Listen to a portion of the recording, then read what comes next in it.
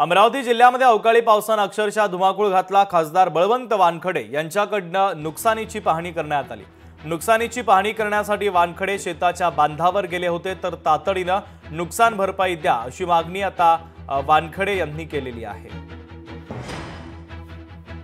जिल्ह्यात अनेक दिवसांपासून अवकाळी पावसाने आणि वादळाने धुमाकूळ घातला आहे आणि त्यामुळे जिल्ह्यात शेतीचं नुकसान, घरांचं नुकसान, जनावरांचं नुकसान हे सातत्याने सुरू आहे।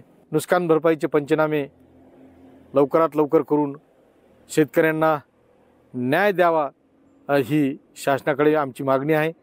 उद्या 21 तारखेला या संदर्भात ट्रॅक्टर मोर्चा सुद्धा काँग्रेस पक्षाच्या वतीने जिल्हा अधिकारी कार्यालयावर आयोजन केलेलं आहे। लोकशाही मराठी ऐका, पहा, जागरूक रहा।